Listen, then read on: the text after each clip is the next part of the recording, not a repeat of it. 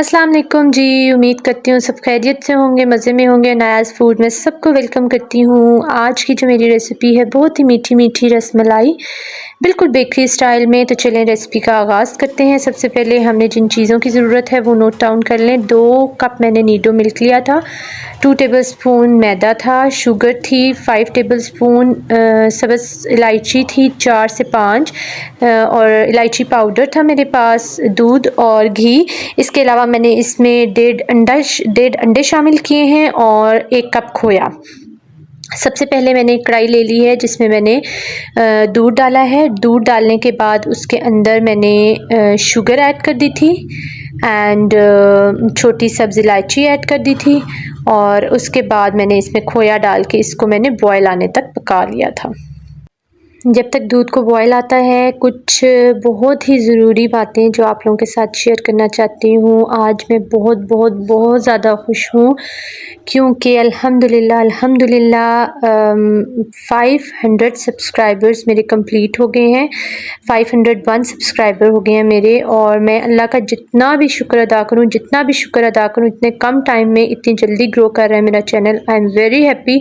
और अल्लाह फिर वही बात कि सब कुछ अल्लाह का ही दिया हुआ है, और अल्लाह जी के बाद सबसे ज़्यादा मैं अपने माँ बाप की शुक्रगुज़ार हूँ जिनकी दुआ हर वक्त मेरे साथ है। उसके बाद मेरे बहन भाई जो कि मेरी हर मुश्किल वक्त में मेरी छोटी सी छोटी बात को जो है वो मेरे मजबूती का सहारा बनते हैं, और हर मुश्किल वक्त में मुझे साबित कदम रहने का कहते हैं। हर मुश्किल वक्त में मेरा भरपूर साथ जिन्होंने दिया है, और थ्रू आउट चैनल स्टार्ट होने से लेकर अब तक अल्हम्दुलिल्लाह मैं बहुत शुक्रगुज़ार हूँ सबकी। मेरे जितने भी व्यूअर्स हैं इस कंट्री के हैं, आउट ऑफ कंट्री है, या बेशक जो देखने वाले हैं, जो मेरे रिलेटिव्स हैं या जो मुझे नहीं जानते हैं।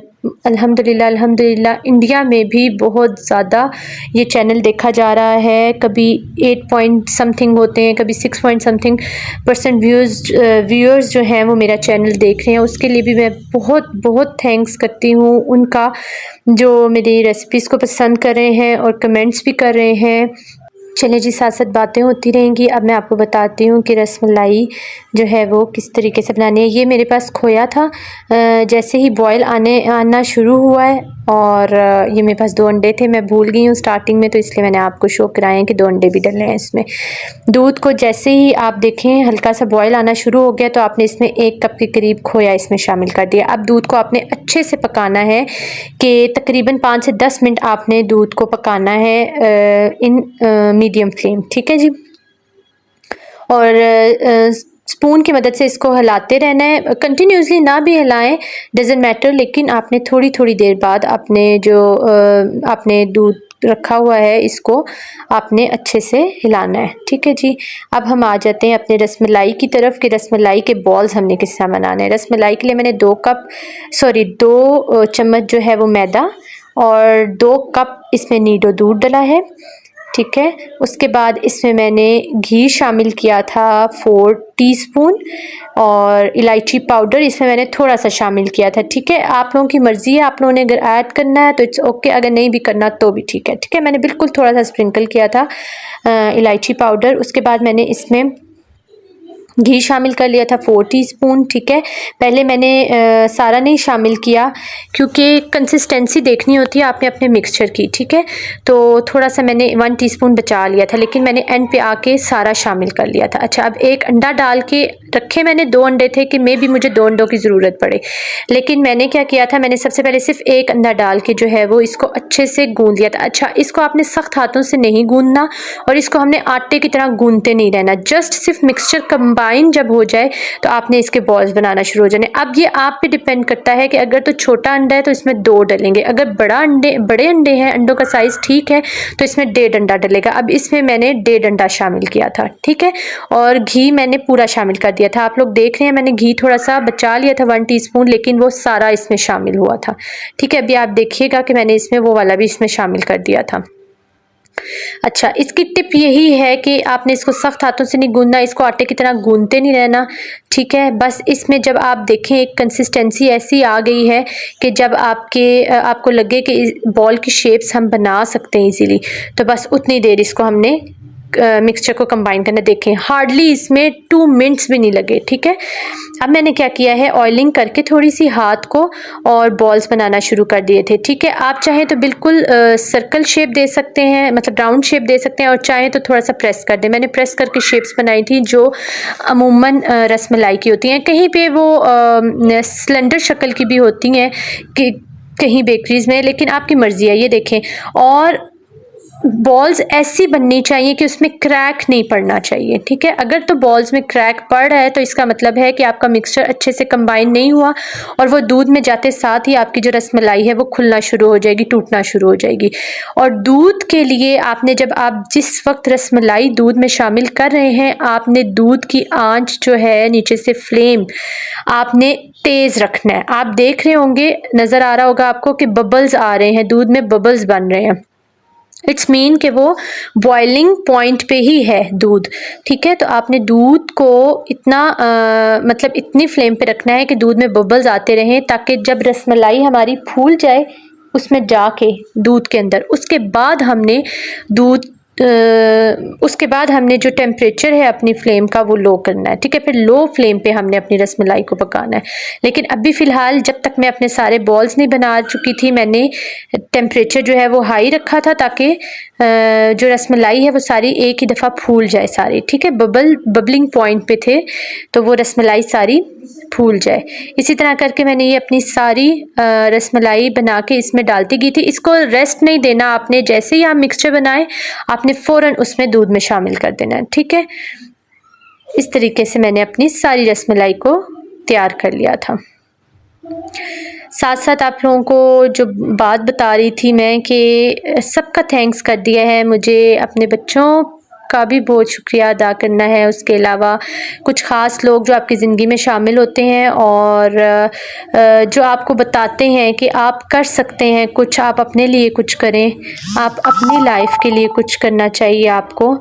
तो जो आके बेसिकली आपकी लाइफ को 90 डिग्री के एंगल को बिल्कुल चेंज कर देते हैं। आपको बताते हैं कि आपकी लाइफ का पर्पस है क्या। आपकी अपनी फैमिली भी होनी चाहिए, लेकिन आपने अपने आप को भी देखना है, अपने आप से भी प्यार करना है। मैं उनका भी बहुत बहुत शुक्रिया अदा करती हूँ कि जिन्होंने आके मेरी लाइफ को इतना चेंज किया है, मुझे समझाया है और मुझे अच्छी तरफ लेकर आने के लिए। तो थैंक यू सो मच, सबका शुक्रिया अदा करती हूँ। मेरे जो फ्रेंड्स हैं, मेरी जो रिलेटिव्स हैं, फूफो, सब तो बस यही कहूँगी कि हेटर्स के लिए भी, कि हेटर्स का भी शुक्रिया अदा करना चाहूँगी कि मैं भी हेटर्स की ही वजह से मैं आज इस मुकाम पर हूँ, क्योंकि हेटर्स का शुक्रिया अदा करना चाहिए कि कहीं ना कहीं उनका भी बहुत ज़्यादा आपकी ज़िंदगी में रोल होता है आपको किसी न किसी मुकाम पर पहुंचाने के लिए।